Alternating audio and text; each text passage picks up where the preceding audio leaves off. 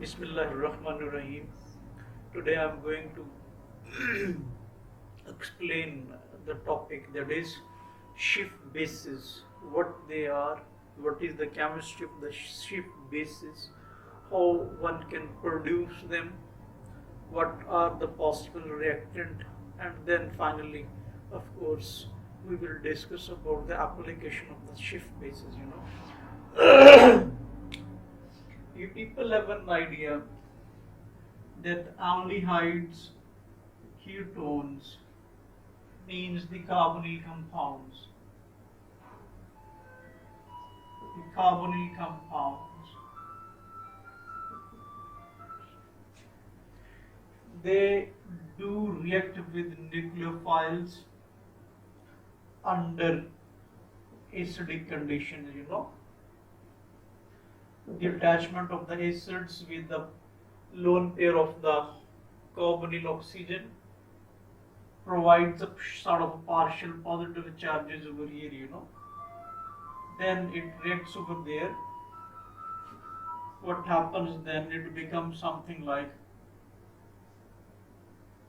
if we have, let's say, R1 and R2, they're supposed to be the same, R1 and R2, and then we have a nucleophile over here. And then, yes, the attachment of the proton from the acid, that gives us corresponding alcohols. So what we generate,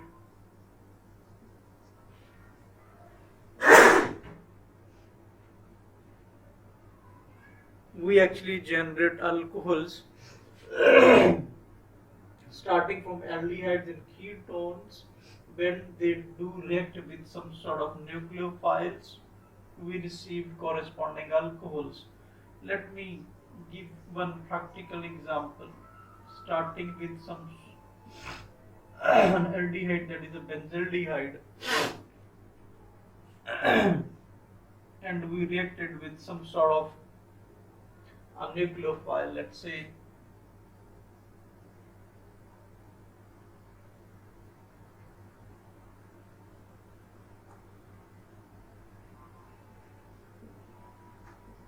can write some sort of, let's say we have a C2H5OH, a sort of an alcohol is there. So what could happen? This could react over here, this could out here in the presence of acids. What is supposed to be? You are supposed to get O negative. Here is the proton from the aldehyde, and here is C2H5 and O. And then, of course, the proton from the acid will come here to neutralize this product. So this is how we are supposed to get the corresponding alcohols from aldehyde and ketone. This is called nucleophilic addition reactions. A nucleophile is being added into aldehydes and ketones and gives us the product.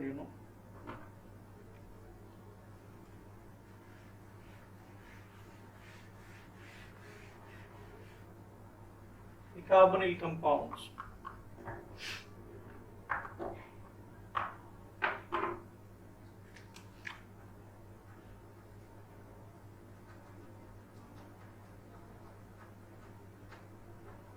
Let's say we have this sort of a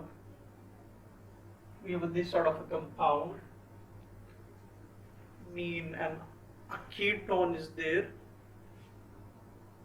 and we are to react it with some sort of a nucleophile.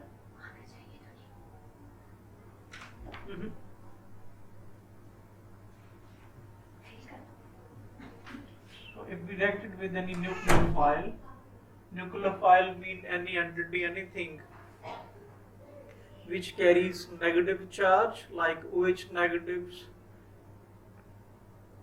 or it can be somebody having lone pairs, like amines carrying lone pairs, oxygens carrying lone pairs, so they can act as nucleophiles. So any sort of a nucleophile reacts over here. So correspondingly, one receives. So this is a nucleophile which gets added into the this molecule. The double bond between carbon and oxygen has been converted into single bonds, and a nucleophile has got added. So it's called nucleophilic additions and aldehydes and ketones. So this is a normal reaction of aldehydes and ketones with nucleophiles, which finally gives us corresponding alcohols. There is a one very specific uh, type of reaction which falls under the nucleophilic additions at aldehyde and ketone. That is when once you have your nucleophile in the form of an amine, we have an aldehyde or a ketone, mean we have some sort of a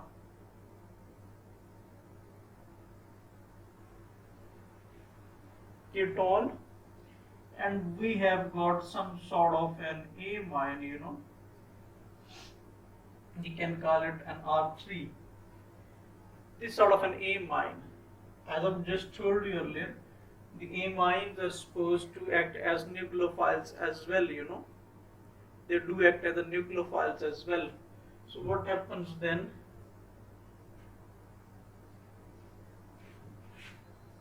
One is supposed to receive this sort of entities. Here is the nitrogen with 2 protons will carry positive charge because of the excess of the valency.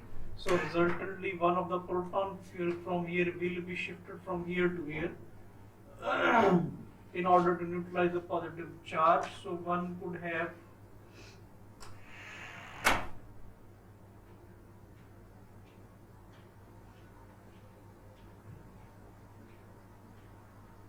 this sort of a molecule, and we will have this sort of a compound, as I've told you earlier, the ketones are converted to corresponding alcohols, So once we have here an amine as a nucleophile, this product is called carbonyl.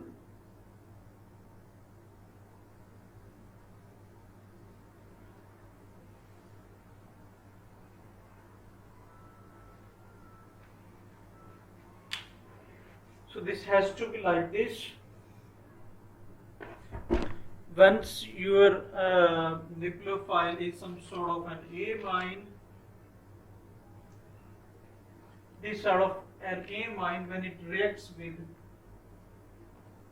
the aldehyde and ketone, it gives us the corresponding alcohol, which is supposed to called as carbonyl. In fact, it is supposed to called as carbonyl amine, It also carries an amine functionality. So this is the same as we have seen in case of the aldehyde ketones reacting with other nucleophiles. So if your nucleophile is an amine, what happens actually? It goes one extra step. Why? Because the nitrogen still carries one of the proton. So what happens there? The nitrogen generates a double bond with the carbon, kicking this proton out. As a consequence, hydroxyl leaves from this molecule in order to make a bond between carbon and nitrogen, and to generate a double bond between this carbon nitrogen. A water molecule is removed from here. So what happens then? We will have some sort of, yes, we will have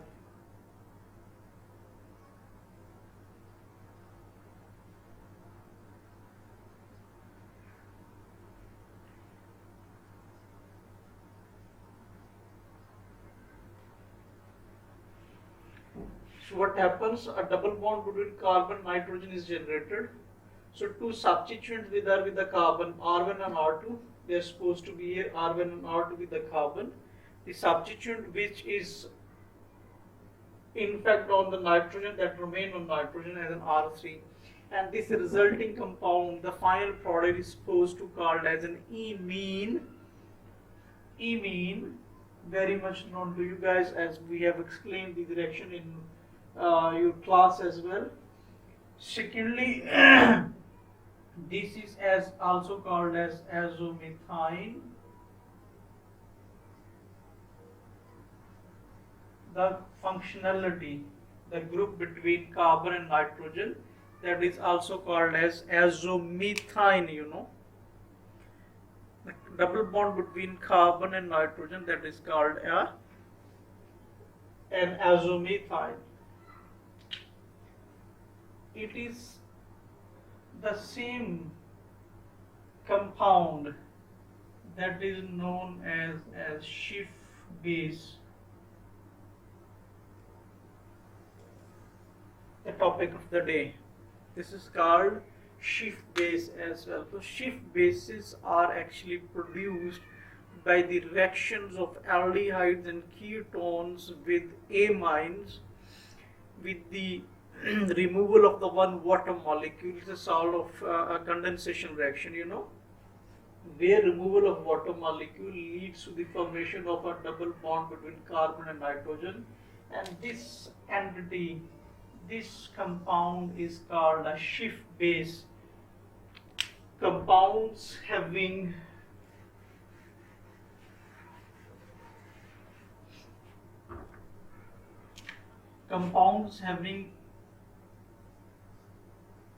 this sort of bonding, this is called Schiff base. Schiff base, this R has to be some substituted, should not be or should not be a proton. It must be some substituent, means you are starting with primary amines having 2 protons, not the 3 nitrogen. You can't use the ammonia for Schiff base preparation. So thus sort of compounds are called Schiff bases. So it should be clear to you guys now how the Schiff bases are produced. Schiff bases actually are amines. They're also called as azomethanes. How they are produced? Very simple. The nucleophilic addition reactions with aldehydes and ketones generates amines. We have an idea about the amines as we have gone through the reactions of aldehyde and ketones. So especially such compounds become Schiff bases once you produce them from aldehydes and ketones, and these compounds are very much important in a number of ways, in a number of domains. They do act as catalysts as well. They have applications in agrochemistry. They're being used in textile dyeing, preparation of dyes, and especially they are also bioactive molecules. They could be used for the preparation of drugs, So let me explain the preparation of 1 to more Schiff bases so you can comprehend the reaction in a bit better way.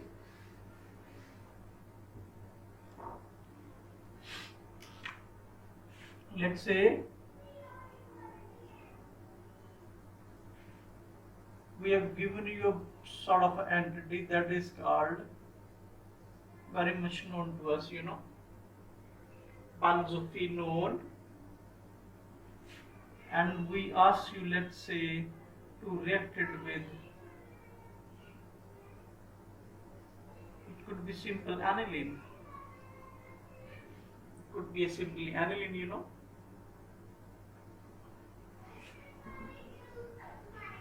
simple reactions.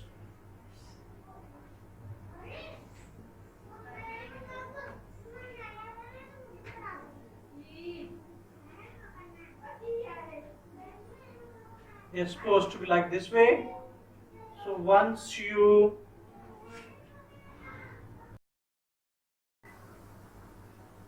this is supposed to be the product.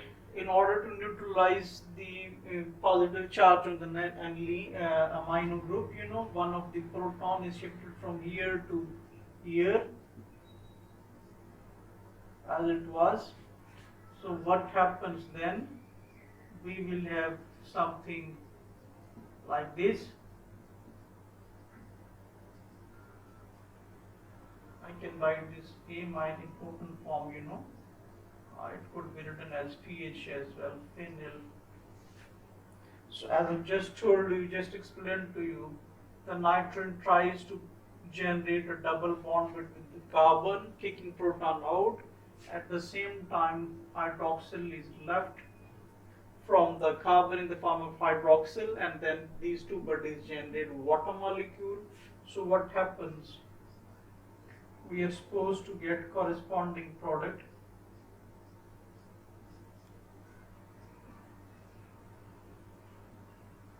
That is nitrogen, and then the ring from the aniline. So this is supposed to be the main product. This is supposed to be the final product. That is imine, azomethane, or it is supposed to be a Schiff base, So this is how you can generate Schiff bases. Starting from aldehydes, ketones, using primary amines, you can generate corresponding imines, which are in fact the Schiff bases. Let's say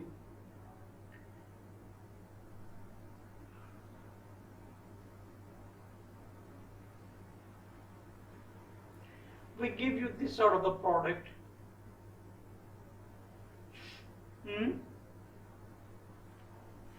I could mark it as A.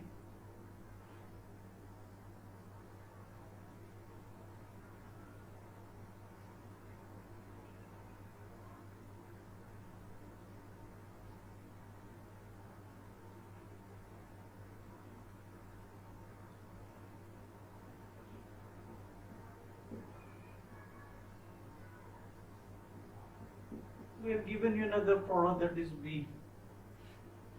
We have given you two molecules, like the wave molecule number 1 and molecule number B. Apparently, at the first glance, we can see there's a double bond between carbon and nitrogen.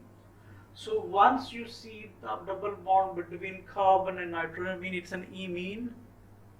So what should come to your mind? That it's a Schiff base, As per our discussion, it is supposed to be a Schiff base.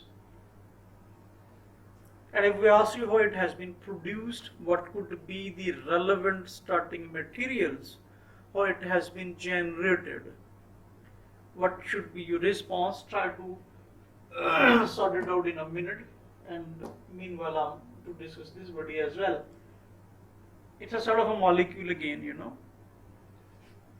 We can see there is a double bond between nitrogen and carbon, mean it's an imine.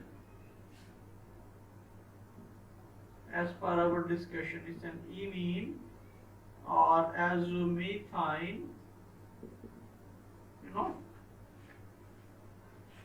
And finally, it's a Schiff base. As per the discussion, as per the standard definition, double bond between carbon and nitrogen, and presence of some substituted nitrogen, not a proton, that makes the molecule as a Schiff base. So if we ask you its parent compounds, parent molecules, how it has been generated, So then what should come to your mind? In a pretty simpler way, how you can decide that. One can break the bond between carbon and nitrogen, a double bond. We have an idea, the carbons and the double bond is supposed to be with oxygens in order to generate the corresponding carbonyl compounds, and the nitrogen entity is supposed to carry the rest of the protons in order to complete its valency. So these two bodies are supposed to be the starting materials. If you've got my words, whenever you see a double bond between carbon and nitrogen,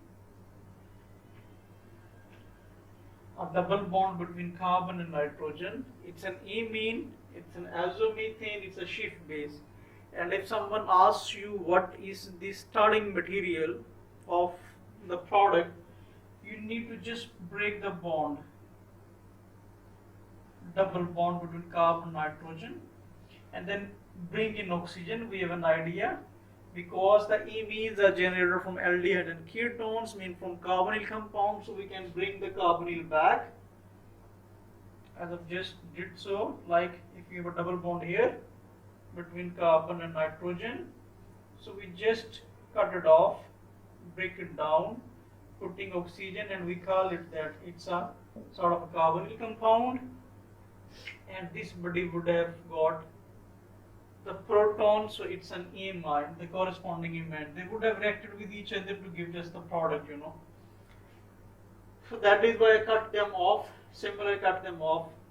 Let's come to here as well. If we ask you what are the relevant starting materials for this product, so we can apply the same style, same approach.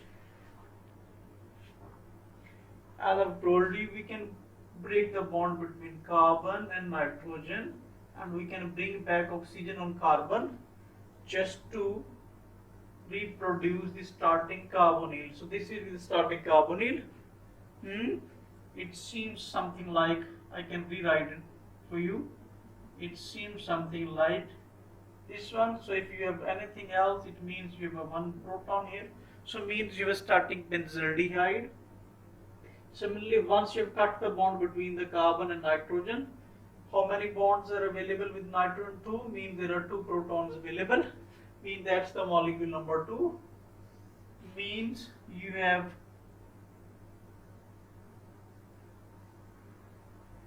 would have this sort of nitrogen. 1 carbon is available over here as this one. So these 2 bodies would have reacted to give the product which I wrote here for you to identify the starting materials. Let's do it in a mechanistically, and the balance of acids, So what happens then, as I've just explained a bit earlier, so it is supposed to something like that. It is your nitrogens with 2 protons, and then we have this sort of product. It is supposed to carry the positive charge. Then in order to neutralize this positive, one of the proton from here is shifted from here to here. So that what is supposed to happen over here, it would be something like that. As per our previous discussion, this nitrogen will try to generate a double bond with the carbon, taking this proton out. Consequently, this hydroxyl will be the leaving group from here as well. So what we will have same sort of product, over here, and then we will have, so this will be the product. It's the same the other way round. If you just put this way, it will become the one which was given over here. So this is how you can imagine, you can think of the starting materials. Once we give you some sort of Schiff product and we ask you to synthesize that Schiff base, you need to think, you need to conceive about the starting material, you need to perceive actually about the starting materials. So once you perceive the starting materials, you can react them together to produce Schiff bases, and this perceiving of the starting material is called retrosynthesis. What is retrosynthesis? It's a new science, synthetic approach where we break bigger molecules into smaller components, smaller starting materials, and then we find clue about the exact starting material and we react those starting material to produce the same product. What is the retrosynthesis? In retrosynthesis, we give you a final product and we ask you to produce this one. You apply retrosynthesis, you break them down into corresponding starting materials, you find them out on the paper that these are the starting material, and then you react them in the lab and produce the same product. This is called retrosynthesis. So retrosynthesis approach is applied to generate given Schiff bases once you know their starting materials. And this is how it could be done.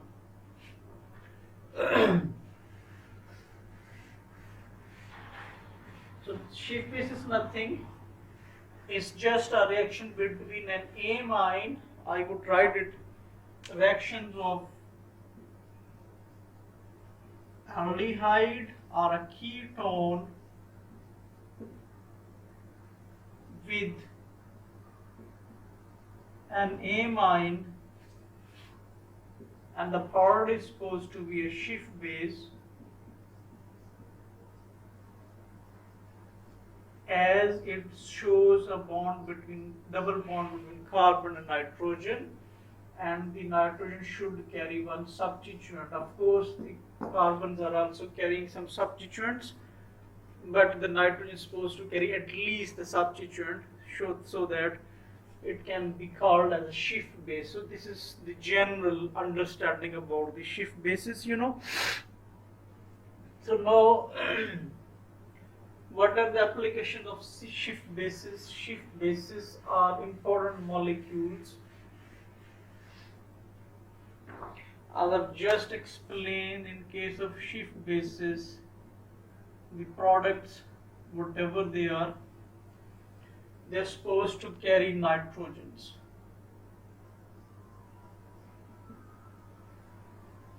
They're supposed to carry nitrogens. Compounds which carry nitrogens, they are biologically active. Most of the times they are biologically active,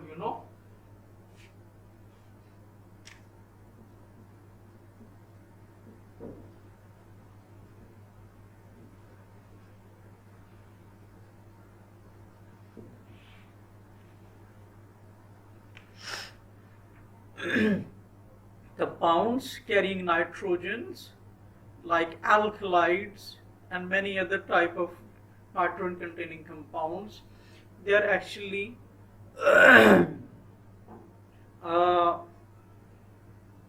biologically active. They can be used for the preparation of bioactive molecules. They can be used for the preparation of drugs actually, and they can be used as catalyst. This will be the topic of my next talk, where I will explain the brief applications of Schiff bases. Let me explain one important aspect of the Schiff bases, so that can be Schiff bases reaction with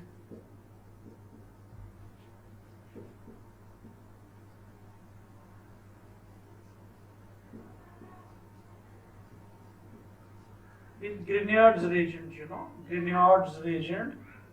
It is supposed to be something like RMGX. Grignards reagent. Schiff bases do react with Grignards reagents. We have an idea that in Grignards reagent, the alkyl partners are supposed to be in the form of negatives. Actually, they do act as nucleophiles,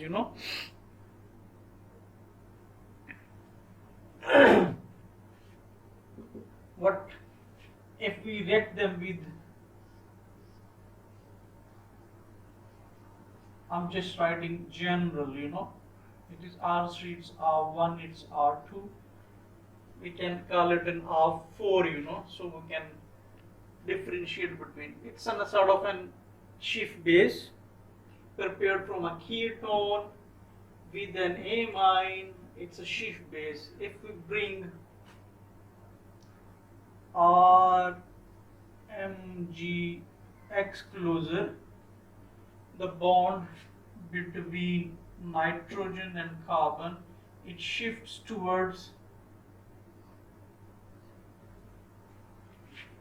MgX. We have an idea the magnesium, the metals are electron deficient, so this bond moves to this one, leaving this carbon with positive charge. So what happens then? at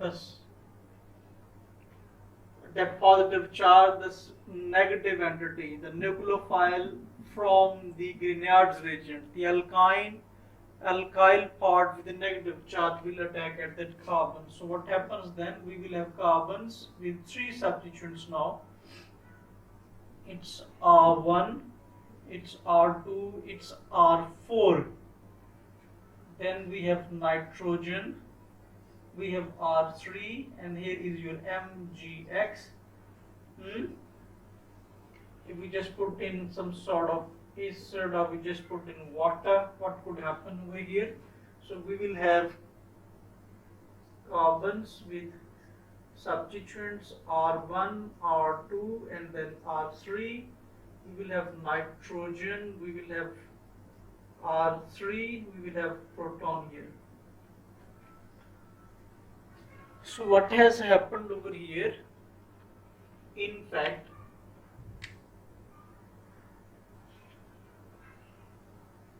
we have increased the number of substituents on the carbons.